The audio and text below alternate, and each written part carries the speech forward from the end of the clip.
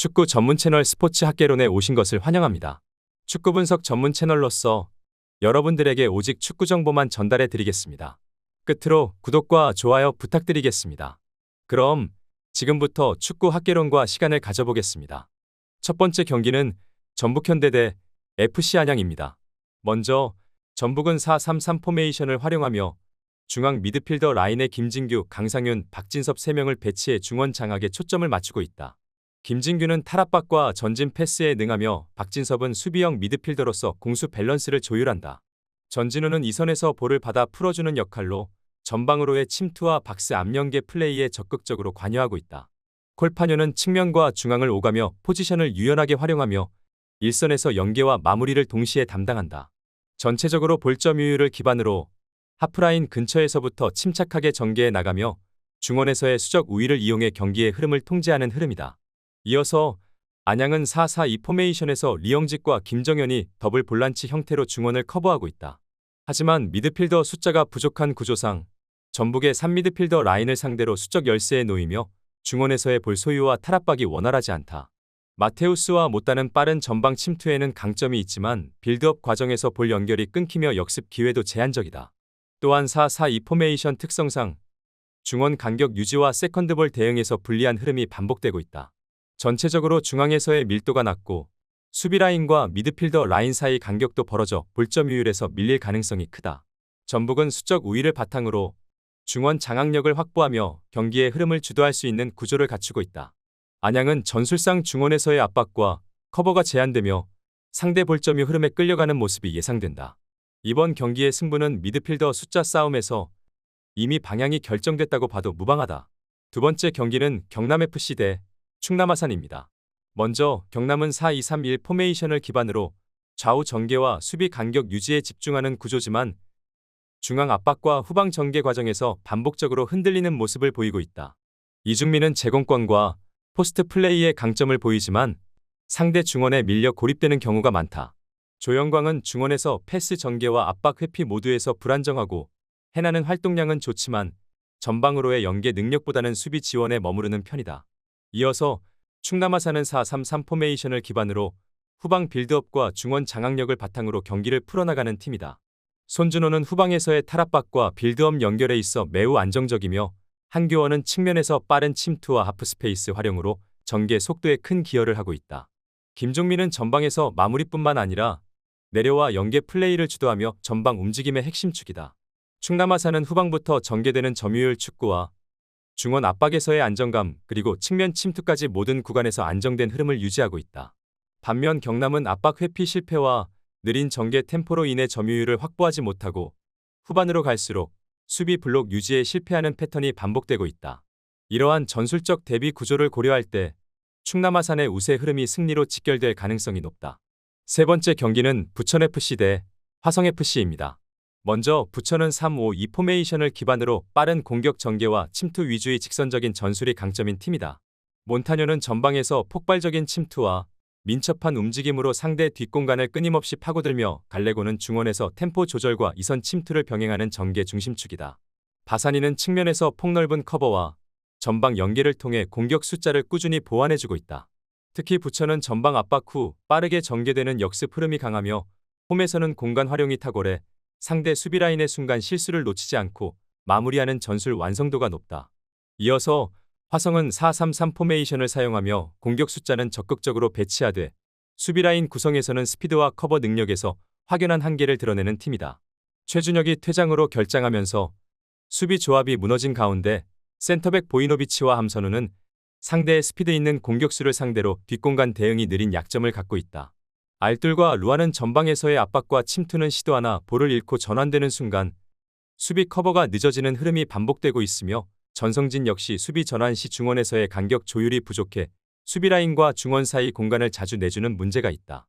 부천은 전방에서의 스피드와 전개 속도 모두에서 강점을 갖춘 팀이며 특히 수비 라인이 느리고 간격이 벌어지는 팀을 상대로는 위협적인 모습을 자주 보여왔다.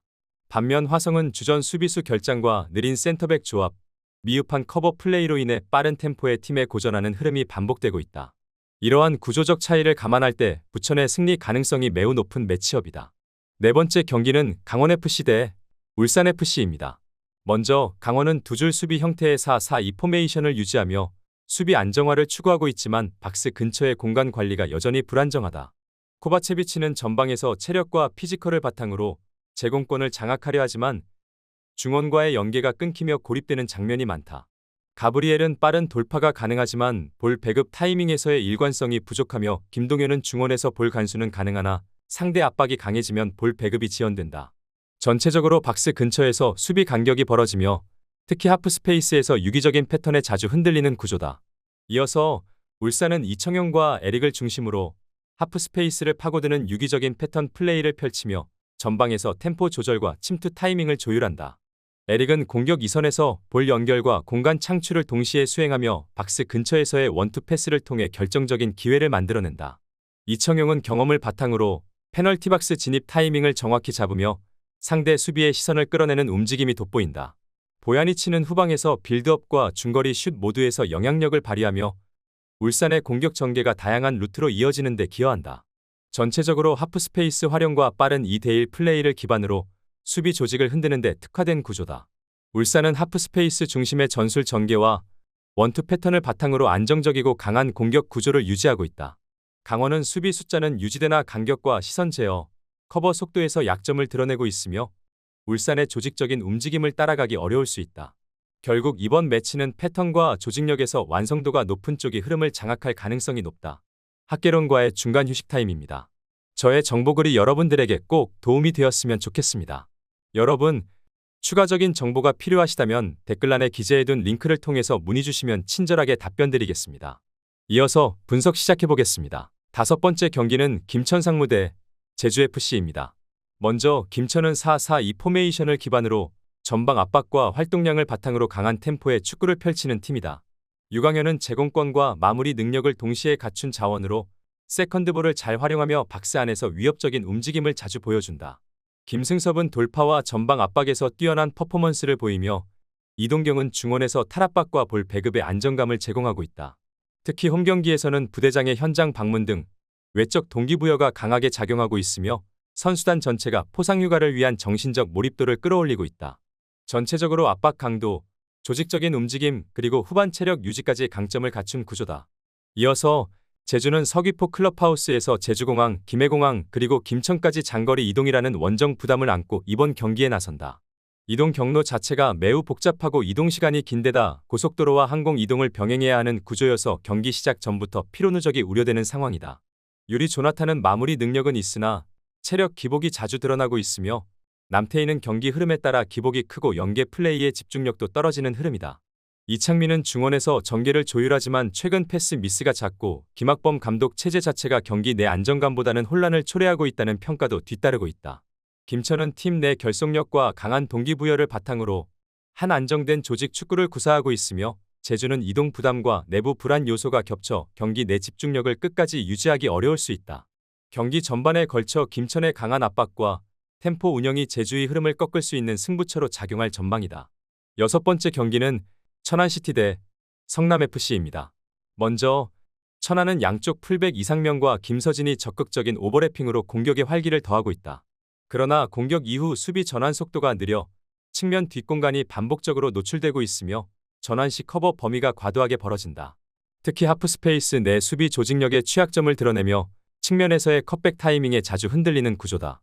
이정엽은 최전방에서 포스트 플레이에 집중하지만 주변의 연계 움직임이 부족해 고립되는 장면이 자주 나온다. 공격의 다양성이 떨어지고 중원의 볼 순환 템포도 느려 찬스 창출까지 시간이 오래 걸리는 단점이 있다. 이어서 성남은 빠른 템포의 전개와 날카로운 측면 침투를 기반으로 공격을 전개하는 팀이다. 특히 김범수는 측면에서 커싱과 오버래핑 타이밍에 능해 천안의 수비 간격을 흔들 수 있는 주요 자원이다. 정원진은 전개 구간에서 볼 소유와 탈압박에 능하며 패스 타이밍과 시야에서 강점을 보인다.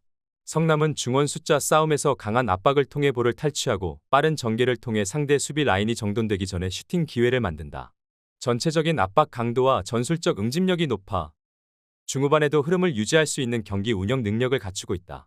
천안은 측면 뒷공간과 하프 스페이스 커버 능력에서 명확한 약점을 드러내고 있으며 공수 전환 속도 또한 느려 상대 템포에 적응하지 못하고 있다. 성남은 빠른 측면 전개와 정밀한 컷백 타이밍을 통해 실점을 유도할 수 있는 구조를 갖추고 있으며 경기 운영 전체에서 안정된 흐름을 유지할 것으로 보인다. 양 팀의 전술 구조와 체력 운용까지 고려했을 때 성남이 흐름을 쥐고 주도하는 전개가 유력하다. 7번째 경기는 부산 아이대, 수원 삼성입니다. 부산은 3-4-3 포메이션을 바탕으로 전방 압박과 빠른 측면 전개를 중점적으로 운영하고 있다. 곤잘로는 최전방에서 제공권과 문전 침투를 모두 책임지고 있으며 결정력 면에서도 확실한 위협이 되는 자원이다. 빌레로는 측면에서 하프스페이스로의 침투와 컷백 전개에 능하며 사비에르와 임민혁이 동시에 전진 패스를 뿌리는 이중 플레이메이커 역할을 수행하고 있다. 공격 패턴이 정교하게 설계되어 있어 수원의 수비 간격이 조금이라도 벌어질 경우 즉각적으로 찬스로 연결되는 위협적인 구조를 갖추고 있다. 수원 삼성은 4-3-3 포메이션을 바탕으로 일류첸코를 중심으로 한 하이볼 전개에 의존하고 있다. 파울리뇨는 이선에서 탈압박과 전진 패스를 통해 공격을 돕고 있으나 중원에서 템포가 느려지고 있어 속도가 믿는 전환이 어렵다. 박승수는 3선에서 수비 조율 역할을 맡고 있으나 측면 공간 커버 범위가 넓어지면 집중력이 흔들리는 경향이 있다. 특히 측면 수비 커버가 느린 편이라 하프스페이스 진입을 허용하는 장면이 자주 발생하고 있다. 부산은 전방에서의 세밀한 전개와 측면 침투 조합이 뛰어나며 사비에르와 빌레로의 플레이메이킹 능력이 돋보인다. 수원은 수비 전환 속도와 공간 커버에 문제를 보이고 있어 후반으로 갈수록 실점 위험이 커질 수 있다.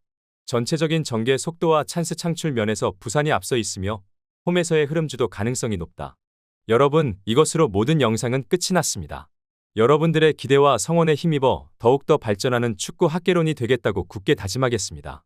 오늘도 좋은 하루가 되었으면 좋겠으며 가시기 전 좋아요와 구독 눌러주시면 앞으로 저 학개론의 발전된 모습을 매일 마주할 수 있습니다. 시청해주셔서 감사드립니다.